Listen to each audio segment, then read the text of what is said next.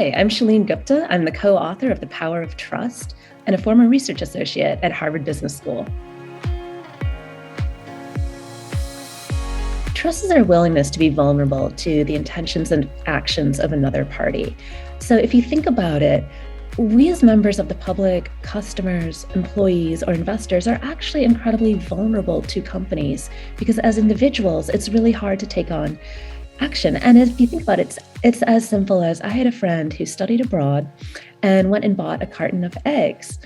She went home, she cracked them open, and it turns out they were not eggs. They were actually fake chemicals.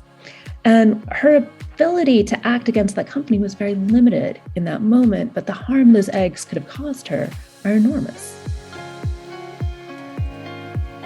Trust isn't just this airy-fairy concept that's nice to have. It has a real and tangible impact on a company's bottom line. So it starts with team performance. In a study of basketball players, researchers found that team members who had higher trust in their coach actually had the greatest win ratio. And when they went to interview the players about what was going on, one of the players explained, once we trusted our coach, we spent less time questioning decisions and we actually moved together seamlessly and effortlessly and were more efficient. Now, if you translate that to a business environment, that has a real and tangible impact on the bottom line. So in a study of Holiday Inns, trust in one's manager was actually correlated to revenue increases. And now when you scale that up across an economy, that has a huge impact on the economy. So researchers at the World Bank found that a 10% increase in trust in the population had an increase of about 1% in GDP. And when you think about how hard it is to increase GDP, that is an incredible metric.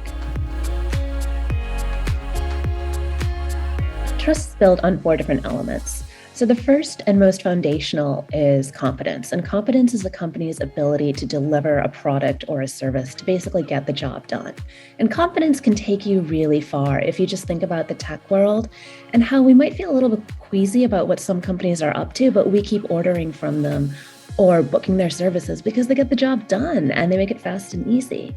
But it turns out competence is not enough. And this explains sort of our queasiness and our feeling that maybe we should shop from somebody that's more ethical, because the next element is motives, which is what do we believe about a company's intentions? How willing are they to actually help the world rather than just go out for their own profits? And motives are great, but we need to think about them in action, which comes to fairness, which is how does a company think about dividing pain points and rewards? But more than that, what are its processes? How consistent are they? How do they treat other people? How much respect do they have for other people?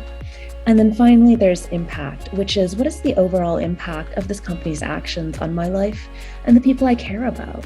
And when you think about it, a company can have excellent competence, wonderful motives, fair means, but if the overall impact is negative, we will not associate with them or interact with them.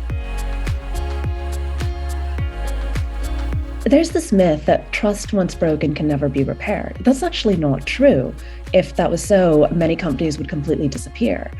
Trust recovery has 3 different steps. The first is the short term, which is a company has to apologize and take responsibility for what happened. The second is there's got to be accountability. Those on whose watch the betrayal happened have to face up to some sort of consequence so the public knows that the company is really serious about this was a problem that can't happen again. And then finally, there has to be long-term recovery. And this is where many companies sort of drop the ball and get it wrong. You can apologize, but if you don't fix the problem that was an issue in the first place, people aren't going to come back to you. So a question that I'm often asked is, if I as a company want to start building trust and improving trust right now today, what's the one thing I can do?